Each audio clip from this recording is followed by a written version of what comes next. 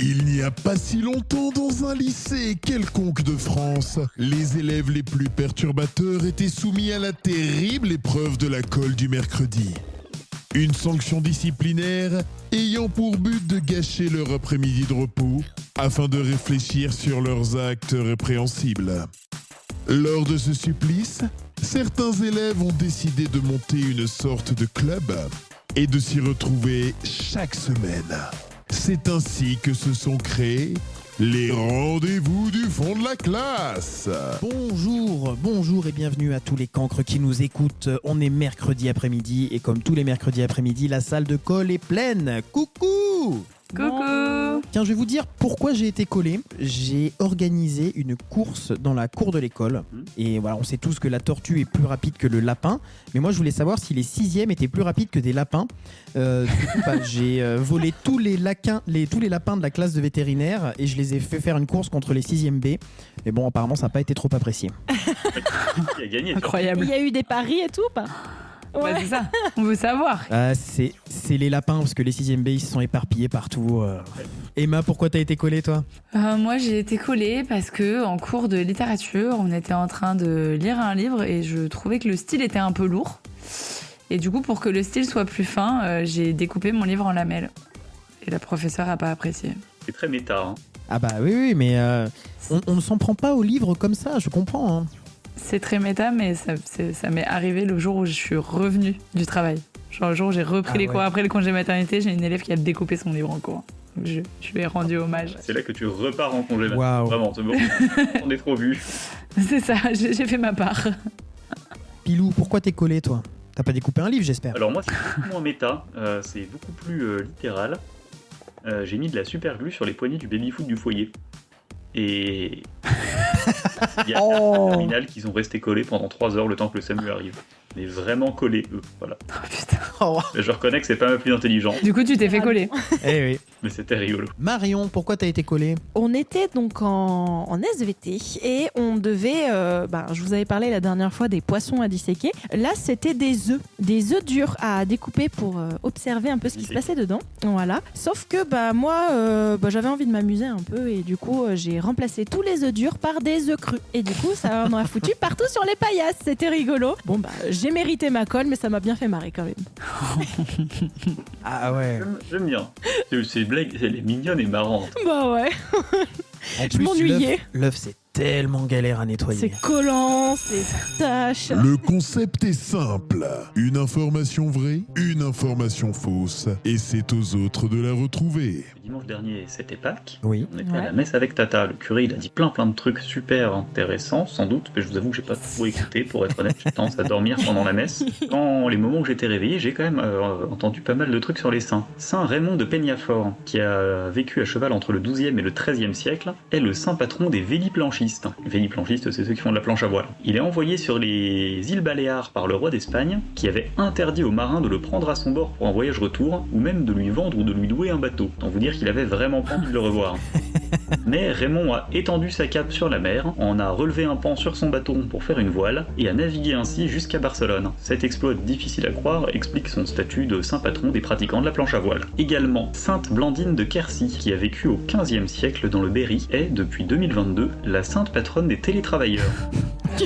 De son vivant, elle est apparue en rêve au pape Clément IX et Innocent VI, rêve où elle les a prévenus d'invasion ottomane. Le premier n'y a guère prêté attention et ne peut empêcher la conquête de la Crète en 1669, le second fait lever une armée et triomphe des Turcs lors de la bataille de Vienne en 1683. C'est cette intervention à Rome depuis le Berry qui fera d'elle la sainte patronne de ceux qui travaillent à distance. C'est quand même marrant d'attribuer une sainte au télétravail, comme attribuer une sainte pour ceux qui font de la planche à voile. C'est ce que j'allais dire, s'il y a un saint pour la planche à voile. Alors Il y après, a des saints en tant pour, que catholique pratiquante, je peux t'assurer qu'il y a des saints pour un paquet de trucs. Du coup, est-ce que Saint Raymond de Peñafort, qui a vécu entre le XIIe et XIIIe siècle, est effectivement le saint patron des pratiquants de la planche à voile? Du coup, il Ou est-ce aurait que Sainte inventé Blandine la de planche à voile en Quercy, même qui a vécu au XVe. Ouais, sur Bah, le concept, sur le concept. effectivement, une planche à voile. Pour vous donner une idée, d'ailleurs, pour le côté faisabilité du truc, les Baléares, par rapport à Barcelone, c'est à peu près comme la Corse et chez moi, tu vois. Ouais, c'est pas Ouais. si loin que ça. Enfin, mais bon, après, en planche à voile quand même. Avec toi, c'est toujours pareil. Il y a le truc énorme et c'est toujours ça le vrai truc. Donc j'ai envie que Le deuxième soit vrai. c'est le télétravail. Ouais. Mais en même temps, c'est un Blandine de Quercy, ça me dit un truc. Du coup, je me dis, si ça me dit un truc, ça doit pas être le télétravail. Enfin, genre. Elle, c'était quoi? Elle a fait quoi, elle, pour être connue des papes et qu'elle puisse arriver en rêve et qu'ils se disent ah tiens, c'est Sainte Blandine de Quercy. Ah, mais c'est cette bonne vieille J'ai Blandine. pas le. Ouais, j'ai pas l'info. Pourquoi elle a été identifiée comme Sainte Blandine? Je sais que elle, c'était une religieuse. Elle était en couvent. Mais alors là, te dire exactement pourquoi est-ce qu'ils ont été capables de l'identifier, l'authentifier, bonne question. Je veux dire, moi, j'ai jamais rêvé de Sainte Blandine, tu vois, par exemple. Mais peut-être que t'es arrivé, mais que tu savais pas que c'était elle. En même temps, elle m'a jamais dit qu'il y avait eu une invasion ottomane. Contrairement à toi, les papes ont l'infaillibilité pontificale. C'est ça. C'est-à-dire qu'ils disent un truc, ils ne peuvent pas se tromper. C'est pas Donc faux. si le pape dit ah oui, c'était Sainte Blandine de Quercy, C'était Sainte Blandine de C'était Quercy. Sainte wallah, c'était Sainte Blandine. D'ailleurs, les papes disent Wallah. C'est bien connu. Oui, c'est très important, c'est dans le cahier des charges. Et des charges. Les charges. Moi, je pense Ah. qu'il y a plus de chances quand même qu'il y ait un truc de la planche à voile qu'un truc du télétravail. En plus, genre le télétravail, c'est pas un truc qui est hyper, apprécié, tu vois, en ce moment. C'est un peu la chasse. Quand on dit que les gens ils télétravaillent, en fait, ils travaillent pas ils travaillent pas vraiment. Toutes les entreprises essaient de revenir au travail en présentiel. Donc je me dis, l'Église catholique, qui est quand même pas réputée pour son ouverture d'esprit et sa modernité, et pourtant voilà, hein, Dieu sait que je les fréquente, je les vois pas encourager le télétravail, tu vois. Enfin, genre sainte patroniser le télétravail. Après, peut-être qu'elle est sainte patronne de quelque chose. Du message. Ouais, peut-être. je saurais pas dire exactement quoi. Des rêves. Peut-être que soit des gens se sont appropriés le truc en disant c'est la sainte patronne du télétravail, mais c'est pas officiel. Soit c'est lui qui a Ouais, rajouté à la place. Ouais, qu'ils aient étendu son domaine de compétences initial en se disant Oui. ok, elle englobe désormais le Genre à la télétravail. base, c'est la sainte patronne des parchemins, quoi. Saint Fiacre est le saint patron des chauffeurs de taxi. Oui, alors que... oui. J'adore. Véridique, tu vois. Et le chauffeur de taxi, c'est clairement, il était saint patron des calèches et ils ont fait ouais, on va ajuster. C'est anachronique. Moi, je pense que je suis plus planche à voile. Je vote pour la deuxième, la Sainte Anne, Sainte Geneviève. Sainte Blandine de Quercy. Sainte Blandine. Sainte Blandine. Sainte Blandine J'ai de dit Quercy. Blandine. Moi, je vais voter pour la sainte du télétravail aussi.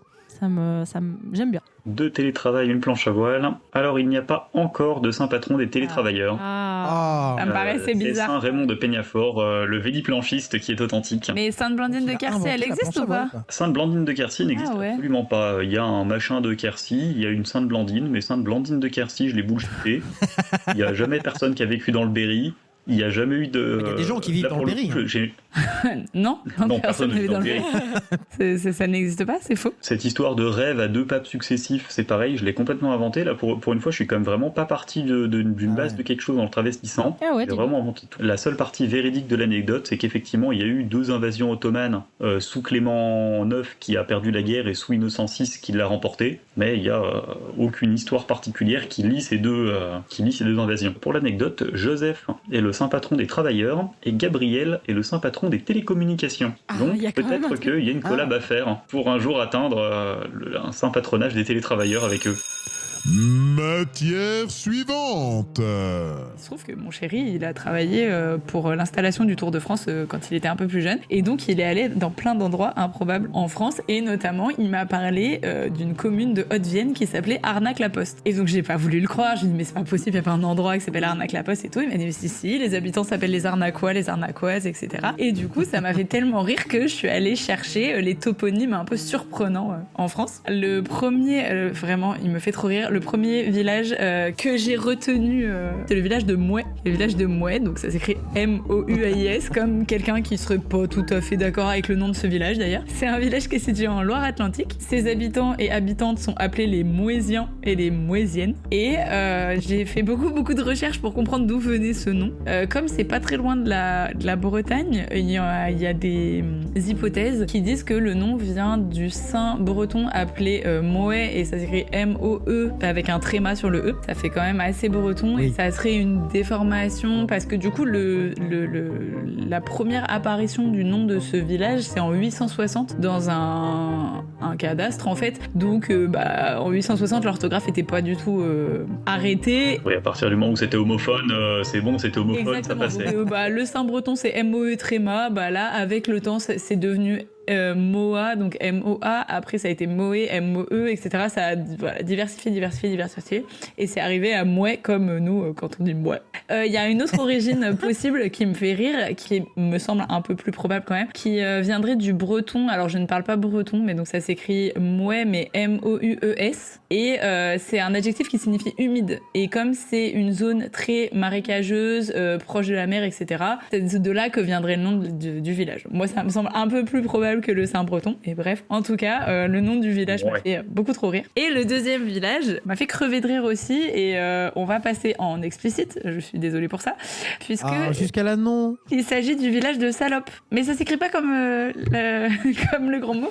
Ça s'écrit Salope, S-A-L-A-U-P-E, qui est situé en Moselle. Et alors, ce qui me fait trop rire, c'est que sur la présentation de la page Wikipédia, c'est capitale du pays de Salope, chef-lieu du canton de Salope et de la communauté de communes du pays de Salope. Donc vraiment, j'ai rigolé toute seule quand j'ai fait ma devinette. Ils ont dit on y va à fond, quoi. Ouais, c'est ça. Donc vraiment, le canton s'appelle comme ça, la communauté de communes s'appelle comme ça. Vraiment, on met le paquet. Alors pareil, l'origine du nom m'a fait beaucoup rire. La seule explication que j'ai trouvée, je ne sais pas si elle est vérifiée ou pas, mais en tout cas, elle me fait énormément rire. Ça viendrait du latin salapitum, qui veut dire le petit, le nabot. Le nom aurait été donné aux habitants de la région après la campagne de César pour conquérir la Gaule, à cause de la description qu'il a faite dans ses écrits des habitants de cette région qui auraient été de petite taille. Donc voilà, le nom de Salope qui viendrait de Salapitum, le latin. Comment s'appellent les habitants de Les Salope? Salopiens et les Salopiennes. J'aurais adoré que ce soit les salopettes, mais bon, je pense qu'ils n'ont pas osé aller jusque-là.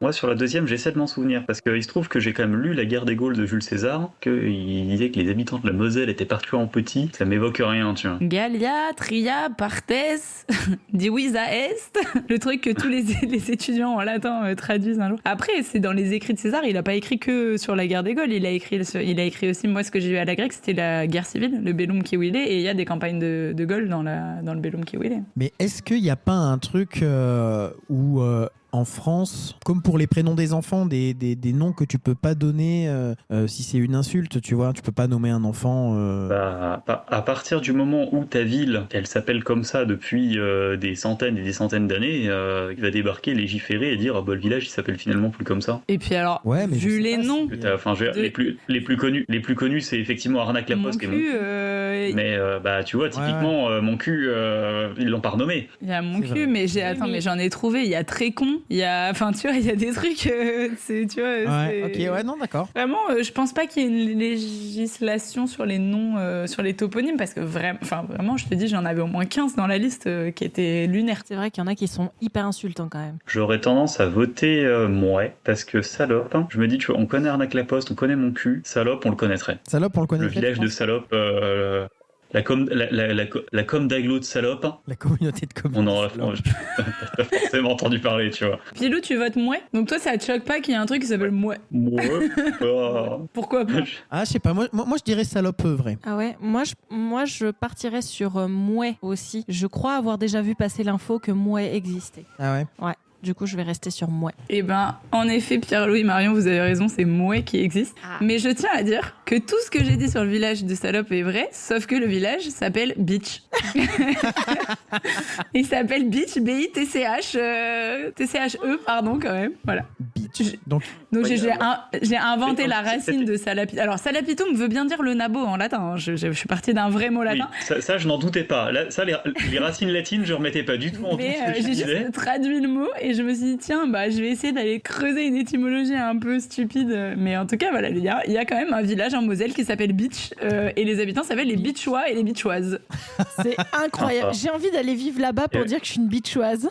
Et donc vraiment, la page Wikipédia, Beach, capitale du pays de Beach, chef-lieu du canton de Beach, de la communauté de communes du pays de Beach. Et ça m'a fait trop rire quand j'ai lu ça. Alors ma réflexion, cela dit, sur César et la guerre des Gaules, c'était de me dire qu'il a quand même décrit de façon très améliorative la plupart des populations gauloises contre lesquelles il s'est battu. Parce que si tu dis que tu combats contre des nabots, tu passes pour un branque. Et lui, justement, il a enjolivé les Gaulois pour justement se faire passer pour un conquérant implacable. Petit best-of, il y a quand même un village en Dordogne qui s'appelle Angoisse, un village dans la Somme qui s'appelle Y, juste Y, voilà. Une lettre, c'est le seul. Sa particularité, c'est que c'est le seul toponyme de toute la France qui n'a qu'une seule lettre. Et après, bien sûr, ce qui est trop drôle aussi, c'est le Sud-Ouest. Et du coup, comme l'Aquitaine a longtemps été sous domination anglaise, il y a plein de villages qui ont des noms anglais. Donc, par exemple, il y a le village de Condom, mais c'est littéralement, ça s'écrit comme le condom, le préservatif en anglais. Il y a le village de Facture qui est à côté de là où j'habitais quand j'habitais dans la région bordelaise. Enfin, voilà. Il y a vraiment énormément de trucs. Mais Angoisse m'a fait beaucoup rire aussi. Je me suis dit, j'habite à Angoisse. C'est l'heure de la matière suivante. Il faut savoir que ma sœur, elle a un nouveau petit copain qui vient de Dongyang, dans la Chine de l'Est. Et là-bas, il cuisine des œufs, la recette s'appelle les œufs de garçon vierge. Et cette recette, il m'a dit que c'était une recette où on cuisinait des couilles de porcelet marinées dans une sauce gnoc mam, donc c'est une sauce au poisson, qui sont servies par paire avec du riz gluant. Donc cette recette, on l'a donnée aux jeunes lors de leur puberté pour les renforcer et activer leur testostérone selon les ancêtres. Mais ma sœur, elle est venue par là, elle m'a dit non mais il te raconte n'importe quoi, moi je vais te dire la vraie chose. Et elle m'a dit que cette recette du coup, donc je le répète, les œufs de garçon vierge, venait en fait d'une recette très simple à base d'œufs de poule cuisinés dans de l'urine d'écoliers de moins de 10 ans. Alors il est important d'utiliser de l'urine de garçons de moins de 10 ans et non de filles de moins de 10 ans parce que c'est un meilleur goût selon la tradition. Les œufs sont d'abord donc cuits avec leur coquille dans l'urine et à la fin de la cuisson, ils sont écalés dans le mélange et ils finissent de cuire dans l'urine. Cette émission sera quand même jamais tout public. Oh non. Alors qu'on est au collège, on le rappelle. Alors, si je puis me permettre, pour les voir de près, ils sont au taquet. Eux aussi, Ouais, ils sont ouverts. explicites. Ouais, ils sont explicites, ouais, c'est clair. Dans pas mal de plats un peu partout dans le monde, tu trouves des testicules d'animaux divers et variés. Alors qu'à côté de ça, la cuisson dans l'urine, il y a de l'ammoniac. Ouais, c'est hyper Pas acide. certain que ce soit hyper recommandé. Moi, je trouve qu'une cuisson dans l'urine, ça fait grave un truc que Andreas, il pourrait inventer. Je sais pas comment je dois le prendre. Non, mais Je cuisine très bien. mais pas que tu pourrais. Non, mais que tu pourrais inventer pour l'émission. Je vais pas- me poser des questions, moi. Attends, qu'est-ce que tu me fais manger? C'est ça. Moi, le... Quand ils te présentent des trucs comme une spécialité chilienne traditionnelle, de ta Méfie-toi. famille, Oh, je te merde. recommande quand même de goûter avant et de vérifier auprès du papa Montero que c'est bien une vraie recette et pas un truc qu'Andreas il a inventé après une Après nuit, l'alcool au chocolat. Dis après l'alcool au chocolat, ouais. Dis-toi qu'au Chili, j'ai goûté, parce que tu parles de recettes chiliennes, j'ai goûté des pies de vache tressées. T'avais perdu quel pari pour manger ça? Non, sincèrement, regarde la gastronomie lyonnaise. Hein. Les pieds de porc. Les riz de veau, les rognons, le tablier de sapeur, les machins chelous comme ça, en France, on peut pas donner de leçons au reste du globe parce qu'ils mangent des pieds de vache Non, c'est tressées. Hein. Et c'est pas mauvais en soi, hein. C'est assez vite écœurant, mais c'est pas mauvais. Eh ben, moi, bizarrement, le seul truc qui me choque, c'est que les testicules, quand tu les cuisines, ah mais non, elles ont un nom, mais je crois que c'est pour un animal particulier, on dit les amourettes. Mais je crois que c'est en fait pour les taureaux ou pour les agneaux ou un truc comme ça. Ah oui, donc ce serait pas pour les porcs. Mais de lait. du coup, j'étais en train de réfléchir si c'était un truc générique, genre toutes les testicules, on dit les amourettes, ou si c'était propre aux moutons. Alors là, ou au le bœuf. nom du plat, c'est œufs de garçon vierge. Ouais, œufs ouais. de garçon vierge. Alors, c'est Ouais. le nom traduit, évidemment. Hein. Mais moi, après, dans les recettes, je dis avec mes mots à moi. Hein. Oui, bien sûr. Mais tu serais parti si loin, genre aller chercher de l'urine. Moi, je veux pas faire cuire des trucs dans l'urine. Je vote pour la recette chinoise. Les testicules de porcelet. Ouais. Ouais, les testicules porcelain, moi, ça doit pas être mauvais en plus. Ben, moi, je partirais contre courant. Je veux dire l'urine. Tu vas dire l'urine. Ouais. Eh bien, si vous allez à Dongyang, dans la région est de la Chine, vous pourrez manger des œufs de garçon vierge. Et les œufs de garçon vierge, c'est des œufs cuisinés dans de l'urine d'écolier de moins de 10 ans. quel enfer.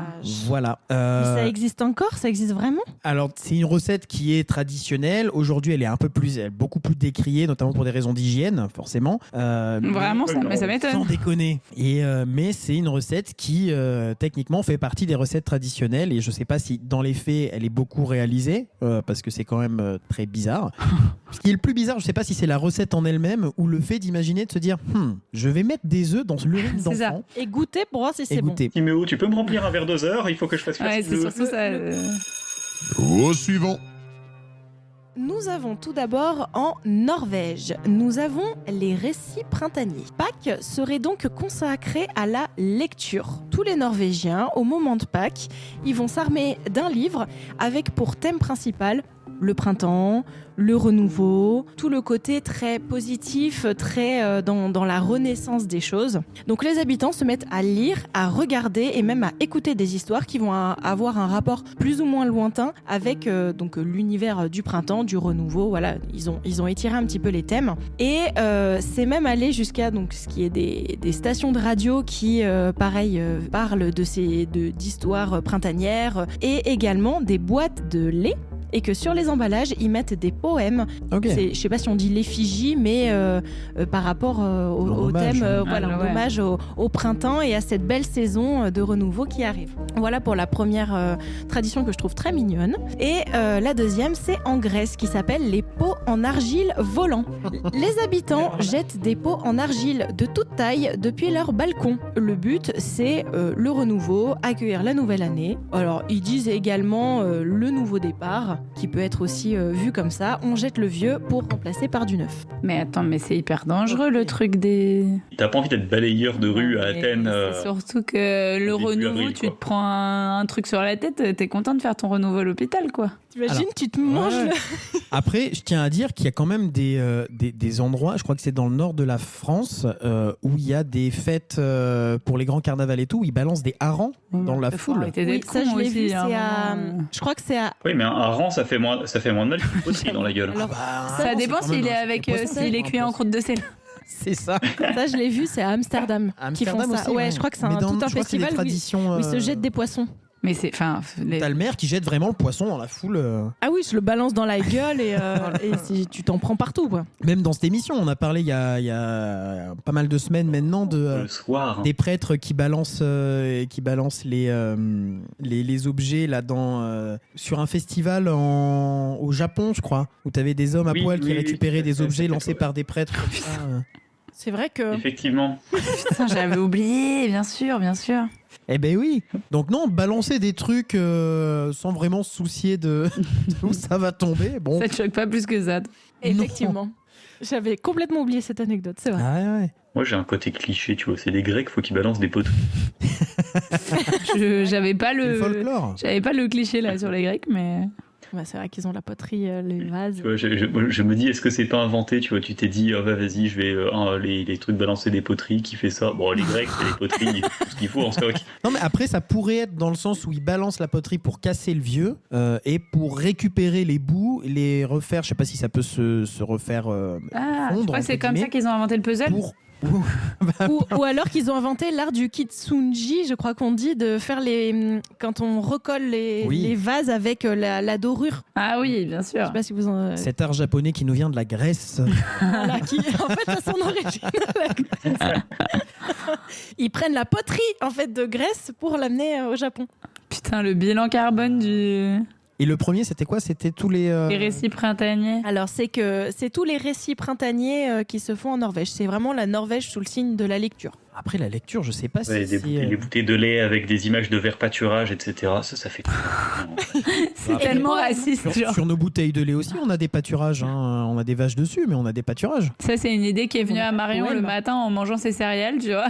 Ah, mais il y a une prairie là sur le truc. Je vais faire un truc pour les rendez-vous du fond de la classe. Ok, ok, c'est bon, je vote. Les deux sont inventés. Les deux sont fausses.